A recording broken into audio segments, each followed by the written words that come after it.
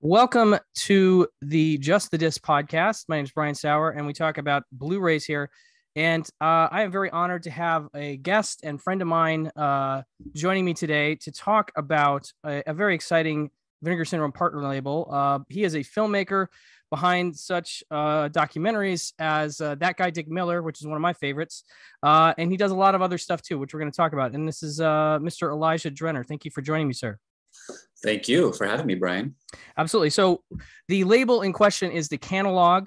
It is a Vinegar Syndrome partner label. And I was curious, how did you get involved with this whole deal here? How'd this happen? Well, I'm a partner with George Schmalz and Lisa Lee, who George I know from, well, originally I knew him from Kino Lorber. And from there, he went to Kickstarter, where he ran the film side of Kickstarter. Then he went to Metrograph, and now he's back at Kino Lorber again. Wow. And Lisa's his wife. Lisa's a wonderful, talented designer and artist. And George and I were talking originally about putting out a record label of soundtracks. I mean, that's what we wanted to do. And that's actually where the Canalog title came from, was like a record label. So, okay, we'll do a record label. But then he started mentioning, well, I might do some feature films too. And it's like, well, we'll just call the whole thing the Canalog. So George, being in the theatrical side of things with his work, saw that there was an opportunity to release a lot of international films that hadn't been released before. He was sharing them with me. I said, these are great. Why aren't these out? We don't know. So let's put them out ourselves. Very cool. Very cool. So you guys just sort of co-founded this venture yourselves, and then you got hooked up with Vinegar Syndrome. How? Well, I mean, it's no secret that I've been working with Vinegar Syndrome kind of since they started. Oh, that's right. And with the partner label, it really started with Jonathan and Fun City, and then AGFA kind of came after that. And then in the meantime, I think everything else was kind of building up to what we were trying to do as well. So it just seemed natural to join forces with them. Yeah, I think you guys it was a no-brainer.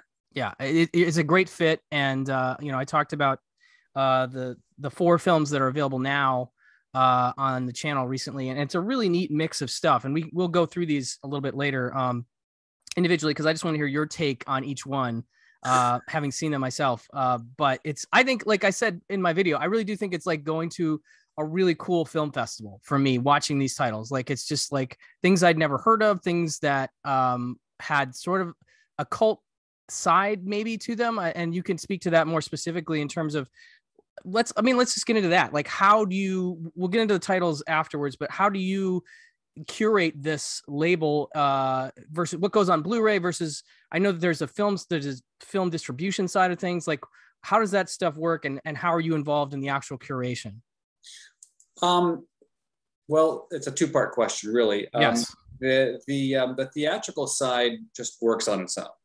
It's its own thing. And we have, at this point, almost twice as many titles theatrically than we do on Blu-ray. They're all great movies. I mean, I know it's our company and I can say that, but they're all movies that are good and should be seen, but they're not necessarily movies that collectors of the sort of medium will want on their shelves. Yeah, maybe in time we could put these out again, but they're not all genre. And I think that's where the line of demarcation is it genre or cult? Are there completists out there who want these movies?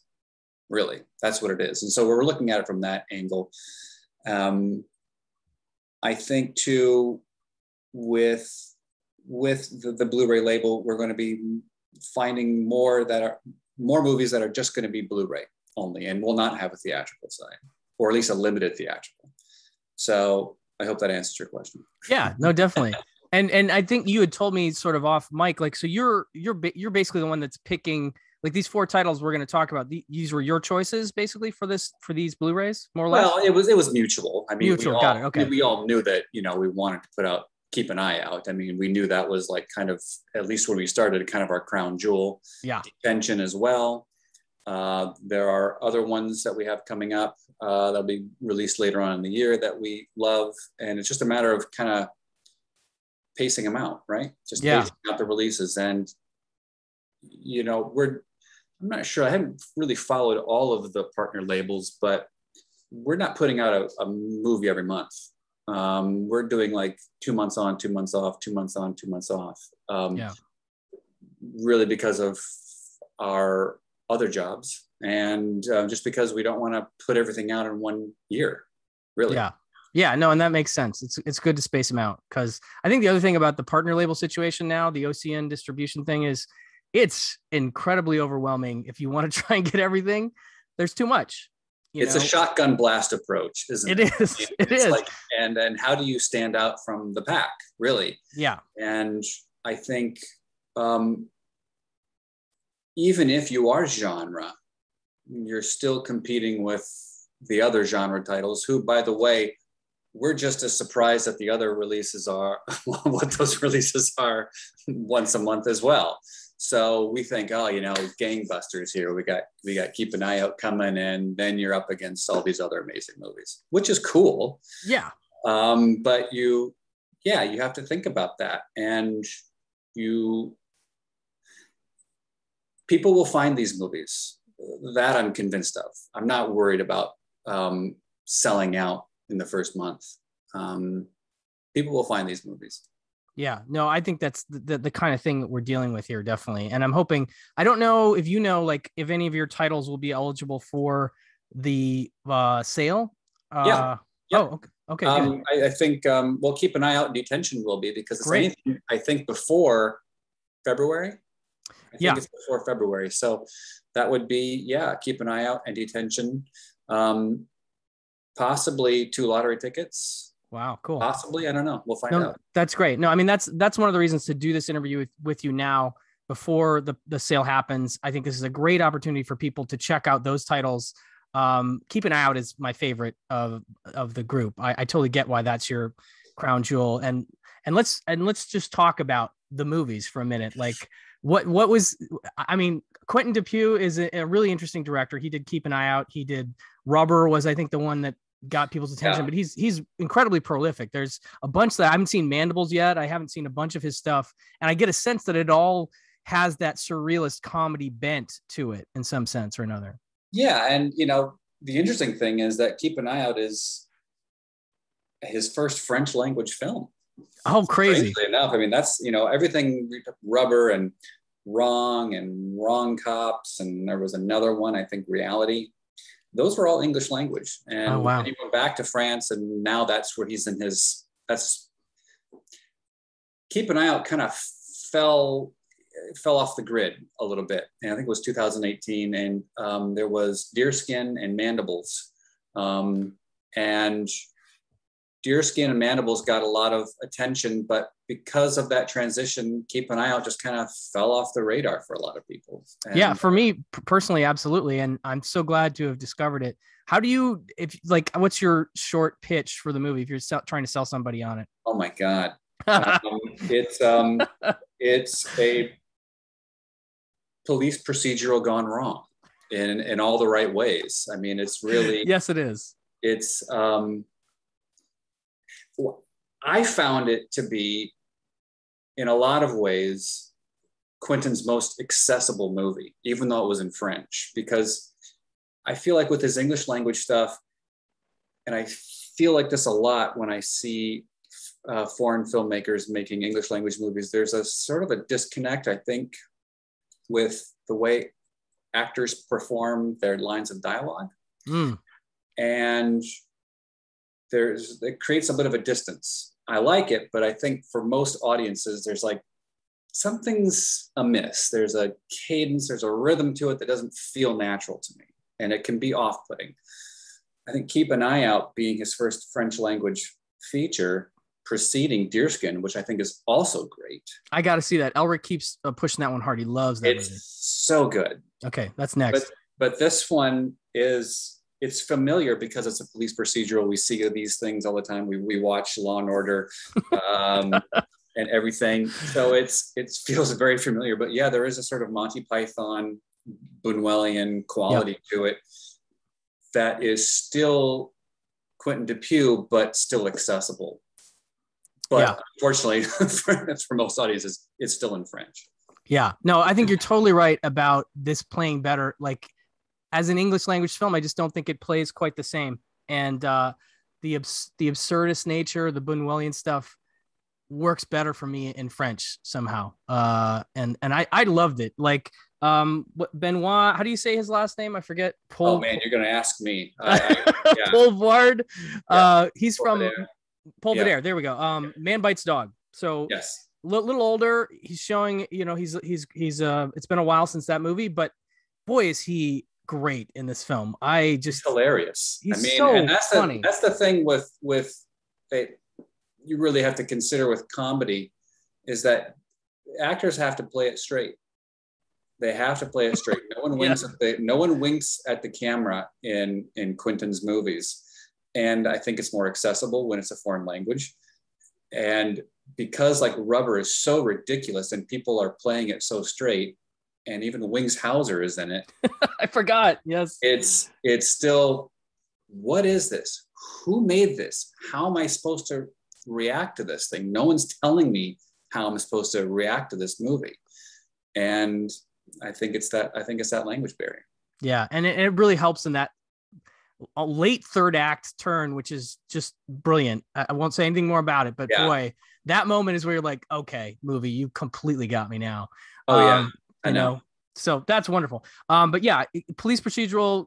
He plays a cop in sort of ostensibly interviewing slash interrogating this guy throughout the course of the film, and it gets interrupted, and all kinds of crazy stuff happens. And yeah, I just loved it. I absolutely loved it. So good, thank you.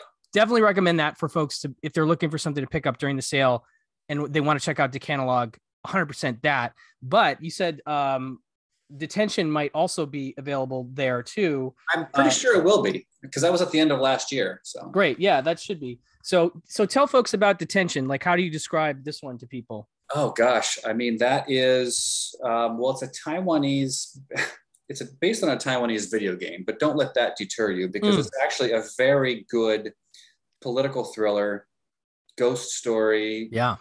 With a dash of Fahrenheit 451. Oh yeah. I mean, there's a lot going on in the movie. It's weird when you're done watching the movie. It's like, this is based on a video game, and there's a whole history that is really only relevant to the culture in which the movie came from, about people vanishing, teachers and whole families who are lost and never had that. People just went missing, I guess is what I'm trying to say. Yeah. Because of this. And so you're watching this film about this ghost story about a real life event. I guess maybe a little bit of Devil's Backbone too. Yeah, I can see that. That being based on Spanish Civil War. But yeah, this is about communist China and how people went missing. People who were teaching books that were banned, and teachers go away.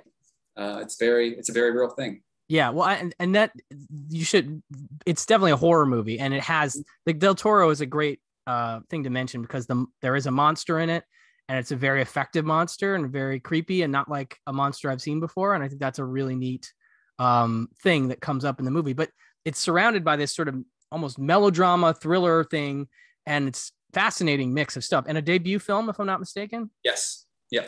Very, very auspicious, very solid debut. I got to say, really stylish, beautiful looking film. Yeah, it is. It's a great movie. I mean, that was, again, another one. When did we put this out? That one came out much faster than on Blu-ray than I think we intended to, just to get it out there as part of the end of the year titles, because the OCN partner labels have special months, where it's just us. So we wanted to put that one out. And I would think that anyone who has warm, fuzzy feelings for tartan video back in the 90s will get will feel very satiated with Detention. 100% agree. Yes, absolutely. Yeah, great stuff. I will say too, though, that we've got a lot of bonus features on these things as well. Oh yeah, I think would tip the scales for certain people. Quentin does his first and only commentary track. Oh, he's never done a track before. Oh, that's fantastic. It's in French. It is subtitled. I like subtitled commentaries, even English, or that's a newish thing for me, is seeing subtitled commentaries. So I'm into that. That's great. He gave us a bunch of archival stuff that we put together. And there's even an Easter egg on it. So dig around and look for the Easter egg. Detention had some nice bonus features about the origin of the material and the visual effects. Some nice booklets, some Quentin interviews in the booklet here for keep an eye out. And yeah, you guys are doing it right. I should definitely emphasize for collectors, you're getting your booklet. A lot of people really love the booklets, and I get that. Yes. But you're obviously doing some nice features with these. Everything none of these are bare bones. Everything's going to have some sort of feature, whether it be a commentary or interviews. You got something about the visual effects in Detention, which I didn't get a chance to check out, but I do want to check out because it was relatively seamless as far as I could tell, and that I really dug that. So, so that's another thing about the label that I love. Is you are catering to collectors very specifically, and you know what you're doing, because I know you're a collector too. I can see some Blu-rays in the back there, and I know. Yes, I know they're all over the place. I trip over them. Same here in my house. Okay, so let's talk about the last two here. So 2 Lottery Tickets actually has 2 films, 2 lottery tickets, and A Month in Thailand. Yep. What's your pitch on these two? Now, what was the 2 Lottery Tickets? I was listening to the commentary. The director is Paul Nagoscu. Is that his name? Yep, Nagoscu. Yep. And he made Lottery Tickets as almost like something for an acting school or something. What was the story? Yeah, it was a film that was made by his acting students, and it ended up being the highest grossing Romanian comedy ever. That's amazing. And it's very funny, very low key. I really liked it a lot. I thought it was very, very neat. Yeah, long single takes. People come into a room, exchange some dialogue, and then they leave the room, and they get in the car and they go somewhere, and then rinse and repeat. I mean, it's just kind of like that the whole way through. But it's very funny. The characters are very affable, and anyone can relate to them. And the story of it, the conceit is they've won the lottery, but they can't find the ticket.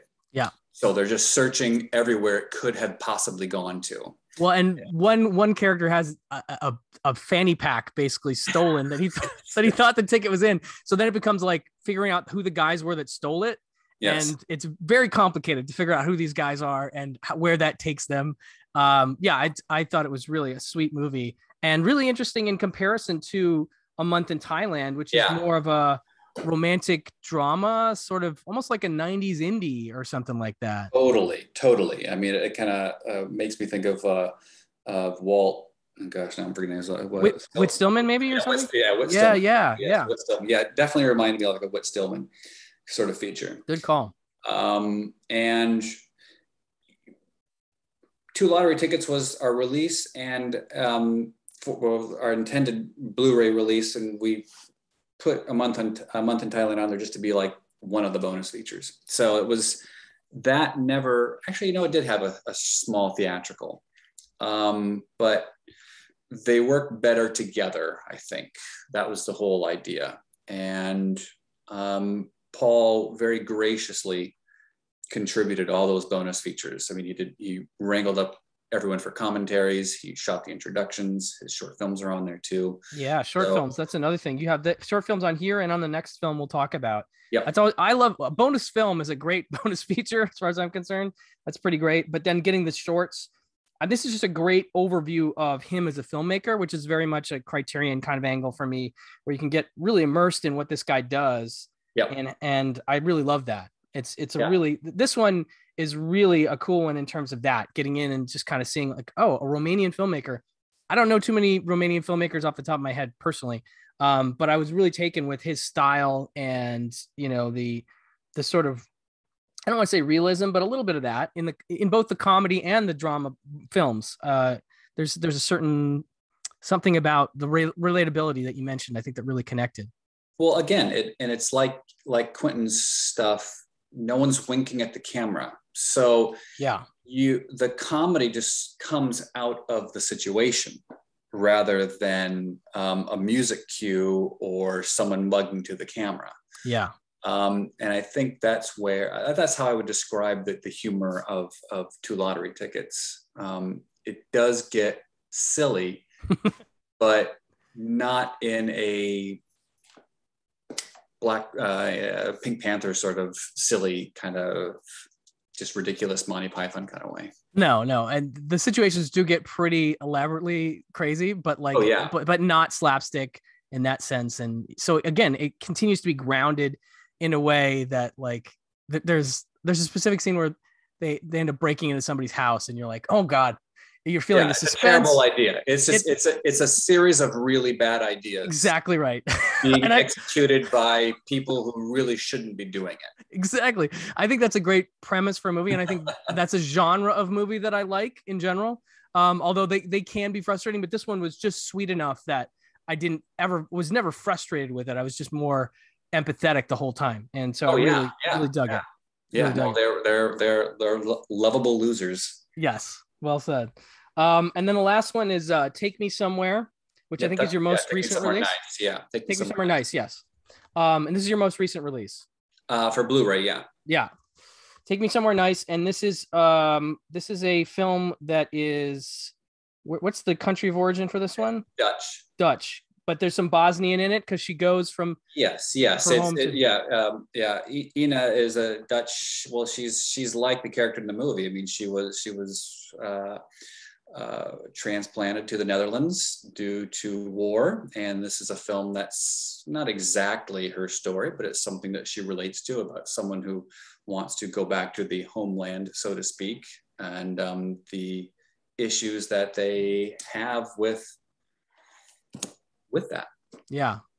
I got some very heavy Stranger Than Paradise vibes from this one, where at least in terms of the plot, you have a girl going to another country, in this case to visit her father in the hospital, and she has a cousin that's very apathetic and doesn't want her around. And I immediately thought of John Lurie in Stranger Than Paradise. And it also had sort of an interesting stylistic I don't know, something about it that both comedically and the way people play the scenes felt Jarmusch to me. I could be wrong. No, I think that's a perfectly good comparison, because I would compare it to Jim Jarmusch. There is a kind of deadpan comedy to it. It doesn't quite nod to the viewer that this is comedy. I think of like one of the funniest scenes, one of the strangest scenes is right off the beginning when she's sunbathing with her mother, and that man just emerges out of the bush. Yes. And asks them one question and then goes back in. It really sets the tone well. I mean, the other thing I would say that's interesting about it is it goes darker in some areas than most Jarmusch films I've seen. They tend to stay in a lighter area. And so I thought that was an intriguing difference, in terms of like, you have something that may or may not be an influence, but it feels along those lines. If you're a fan of Jarmusch, you might like it, but then it pulled you into some darker places that I wasn't expecting, wasn't necessarily ready for, and was like, wow, okay. Yeah. And that really stands out to me. It's a really, really neat film, really interesting. Yeah, I love that movie. I really do. I mean, it's always hard to pick a favorite, but I think what Ina did with that movie is really singular, and it's something that I do think that one will stand the test of time. I think we'll look back at it. I think she's going to make more great movies. Well, yeah, and I love the in this case the short films included Import, Fernway, and Travelers in the Night in particular. I was really taken with Travelers in the Night. It's a great movie. Yeah, I mean, but again, there's this sense of not trusting the world, maybe, or being a little cautious about who you trust, that runs through almost all the films, which I can totally relate to, honestly.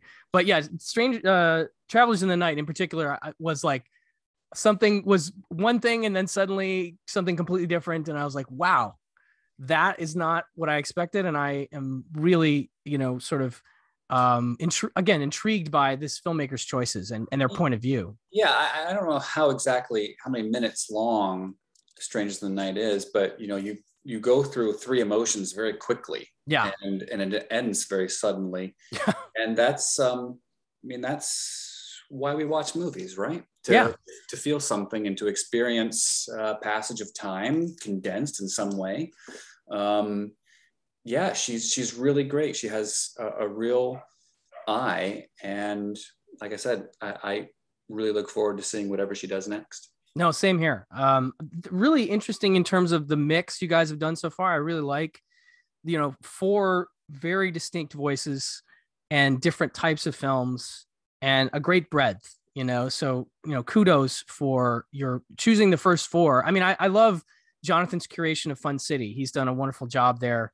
I think we both are big fans of what he's doing. But you've done an equally nice job in terms of, again, the differences between these films. It's not any one thing. And I think that is the draw for the label for me, is like, what's next? I really don't know. And I'm totally curious, Well, I appreciate what you said about the Mini Film Festival. I mean, you had sort of the ultimate experience where you just watched all four of them in a row, which everyone should do. But when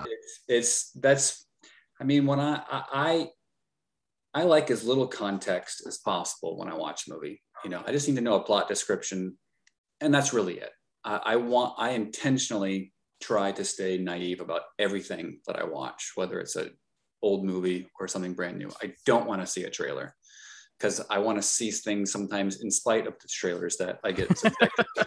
Well, yeah, you never know how they're trying to sell a movie, and trailers can be almost always deceptive in some way in terms of what you yourself would really want to see from the movie, or the things that will ultimately appeal to you. Probably not in the trailer. Or, I remember I was talking to Herschel Gordon Lewis about trailers once, and he called them coming atrocities. Yeah, his films in particular, I mean, you're going to get some bits from his films in trailers that will probably draw you in. But yeah, hard to really sell a full Herschel Gordon Lewis movie in a trailer. Well, he was talking about other people's movies. He thinks his trailers are great. Oh, sure. Okay, fair enough. Not surprising. Yes. But yeah, no, I get that 100%. Well, do you want to talk about if there's anything you can about upcoming plans for the label, future releases that you can talk about? Well, I mean, I can mention, the theatrical stuff I mentioned earlier too, that there's a lot of stuff that we have that isn't out on Blu-ray and probably won't be. We have some stuff streaming on that was exclusive to Shudder. I don't think it's going to be exclusive much longer. Dogs is a really good, very strange, very kind of No Country for Old Men type of thriller film. Ooh. I think Detention was a Shudder exclusive release. And we also have Dashra there right now, which is a North African folk horror film. That's actually going to be coming out on Blu-ray at some point this year. Oh, very nice. So that's a good one for genre fans. But there's they can check the website, because there's more stuff on there that's going to be released theatrically. And when I say theatrically, that's also TVOD, so you can get it really digitally anywhere. Excellent. Are there any Blu-ray, any other Blu-rays you can talk about? Yeah. Well, our June title will be Koreeda's Air Doll. Oh, wow. Very cool. Which never had a US release. And that one's great. We got a lot of great archival bonus features from that as well. It's a beautiful movie if you're a Koreeda fan. And I do think that there's an audience for his stuff. Absolutely. No, absolutely. That's fantastic. That's a really great addition. Yeah, I think so too. Very cool. Yeah. No, this is again timely doing this interview because June is partner label month. And so that's part of the reason I wanted to talk to you, is to kind of leading into that month and the sale itself. People need to be thinking about all the great stuff happening over on the partner side, but definitely what you're doing. I think before I let you go, I wanted to talk a little bit about, explain to folks, like, I know what you do for your job, but there may be some who don't know outside of maybe the documentary stuff you've seen. And I'm sure people might have heard your name, for instance, on the Beastmaster Vinegar Syndrome documentary, which was really great. Hats off for that. Stuff like that. Like, but what do you do as a daily kind of thing? What's your deal? And they shouldn't feel bad. My parents don't know what I do. I always try to explain it to them. They know. So I can never explain it. So like basically I produce bonus features for DVDs, Blu-rays, and now 4K UHD stuff. I've been doing it for 15 years. 15. Wow. Actually, probably longer, I think. And that's sort of a nebulous job. Sometimes you're just for hire, and then sometimes you're involved in actually pointing someone to the direction of getting something released. It all really started with Jack Hill and Spider Baby. That was, I think, the first thing that I did. And MPI Media, Dark Sky Films, who put it out, just trusted me. I told them I could. It's like, yeah, I can do this. I can do these interviews because I connected them. Actually, I originally took it to Blue Underground, but David Gregory was creating Severin, wasn't really fitting his business model. He suggested I go to Dark Sky. Nice. So yeah, that wouldn't have happened without David. So just producing retrospective interviews for movies all day long, every day. It sounds like a fun job, but I'm imagining it's definitely hard work most of the time. It is, and you can't do it all yourself. So I work with different producers. The Beastmaster piece, virtually everything I do with Vinegar Syndrome now is with Brad Henderson, who I could not get any of that stuff done without his help. My pitch to those producers is, you set them up, I'll knock them back. So you get everything, I'll put it together. And I work a lot with Heather Buckley on the Kino titles. The Kino work was getting to be too much that I couldn't really do it all myself. So I suggested Heather doing that stuff. Sometimes I would do producerial stuff with them, but not so much because I just can't keep up. I work with Jillian Horvat as well, one of my best friends. She and I do all the imprint stuff together. Oh, fantastic. But she and I gotta say, I'm really proud. I don't know if it ever got enough love, but all of the Olive signature titles we did. And great line. I don't know what happened to Olive. No, I don't either. I wish I knew. I feel like they're no longer with us. I don't know what's happening, but those signature titles were fantastic. There was the antithesis of any other job, where they gave us a big budget and all the time to do what we wanted to do. Wow. So it's something like the Bucket of Blood release. But you worked on that, obviously. Oh yeah. And that case, had you written all over it. Yeah, in that case, Jillian did most of them, but I'm with that and Invasion of the Body Snatchers. I said, all right, I got this. I know I got this. Yeah. And so, but Hair, Bells of St. Mary's, Rio Bravo, all those, I just let her go. And Johnny Guitar, that's a really nice Guitar, one. another great one. Yeah. Handy Calder, all those discs she did like 85% of those, and I just did the rest. I love I think I've got it right here actually. A New Leaf. Oh sure, yeah, that one of my favorites. That one was fun to do. I wish Elaine would have talked to us, but a little bit of a bummer, but still a lot of great context in here. I really, really loved the commentary track with Maya Montanez Smuckler and the cutting room floor editing bit. This is a really I agree. This underrated, the whole line. So I didn't even realize you had been involved, but it doesn't surprise me. And also great films and great features. And I was hoping for a few more. I think Rio Grande was the last one I remember seeing. Yeah, they only had 2 last year. It was Hair and Rio Grande. Oh man, I hope it comes back. I hope that's just a dormancy thing and not. Yeah, I hope so too. I hope extinction. so too. I mean, they were so much fun to work with, and they gave us carte blanche to do basically whatever we wanted. And like I said, like we had the time. We had, whenever you're doing a job for Kino or Arrow or whoever, it's all right. This is our release date. That's how much time you have, and it's a very small window. Yikes. And with Olive, it was like, we got these coming out. You got a year. Like, Oh wow. right? So we would get started as soon as possible, and they would check in on us. Probably, maybe, perhaps that wasn't the best model for them. I don't know, but Yeah, it gave us a lot of leeway, and it really saved us with Invasion of the Body Snatchers, because I mean, I made it my mission to get those unused bonus features that were produced, and it was virtually impossible because the production company that made them was gone. So I found that producer, and he helped connect me to everyone, but we had to get everything re-signed again by everybody. And since then, people had passed away. So I had to chase down Kevin McCarthy's widow, Dana Winter's son, to sign things. And that pushed it back like an extra 6 months or so.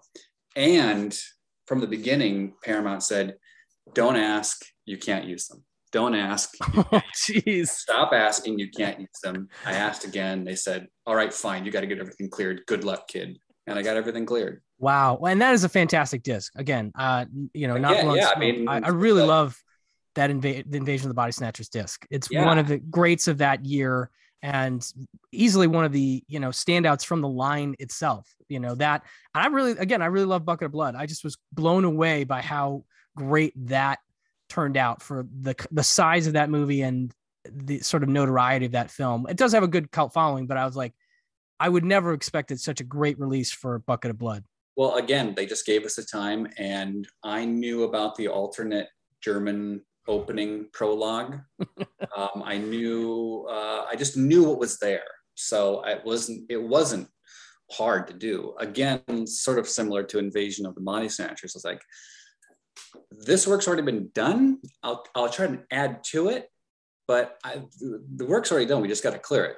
And we proceeded as if we didn't think we were going to get them. But then when we did, it all just came together in a giant goulash. So yeah, definitely recommending people going back and check out the Olive Signature stuff if they haven't picked those up while you can, because who knows?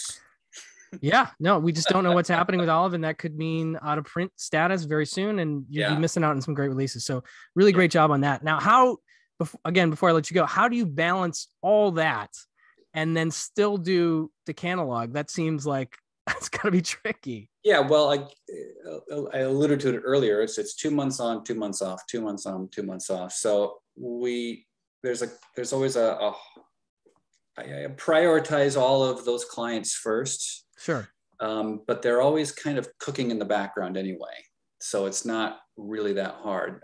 The volume of work that I'm putting into a Blu-ray release isn't as time intensive as it is when you're finding, shooting, editing, delivering retrospective interviews. It's a lot of archival stuff or things that already exist.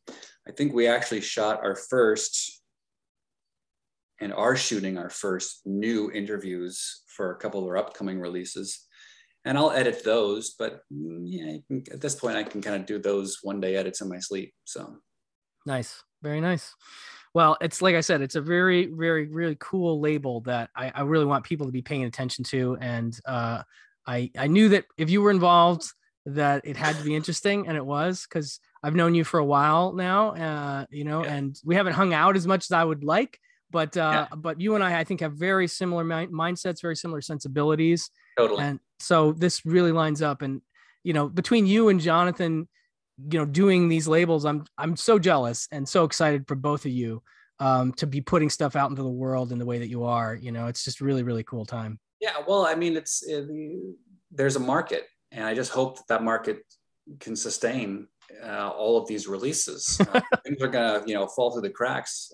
I know, but there is this sort of impulse to get everything all at once, and it's okay to wait. Obviously, for these sales is a good example, but just keeping people on deck to really just like want to keep watching our stuff. It's a challenge. Yeah. And, but it's a fun challenge because there's really no model to follow. And so we're kind of learning that model as we go along. Detention has been, I think, probably our most successful. So my goal is to do more Asian horror. Good call. And we've got a really great one that'll be coming out, I think, in September that I'm really excited for. Yeah, I think that's, I love all kinds of movies, so it's hard for me to, I want to see them all. I would like to put out all of our movies on Blu-ray, frankly. You know, we've got this great movie, What We Left Unfinished, which is about the nationalized Afghani film industry that existed in the 80s that for a hot moment and then just collapsed. It's a really important movie, and it's the sort of stuff that I want to see more of as a film fan. And that's really, I think, what the Decanalog stuff is. It's like, I want to see that. No one else is putting it out, so we will. Yeah. Great stuff. Great mission statement. It has been a pleasure to speak to you, sir. I definitely recommend folks check out the Vinegar Syndrome site. Go down to the partner label section for Decanalog. Check out Decanalog's website, which will also link below. But great talking to you, man. Really appreciate it. Likewise, and keep up the great work too. I really appreciate everything that you do. Oh, very sweet. Very kind, sir. Very kind. All right. All right. Well, that's it for the show this week. Like I said, Decanalog is worth your time and highly recommended. I'll talk to you guys very soon. Thanks again, Elijah. Thank you. Okay.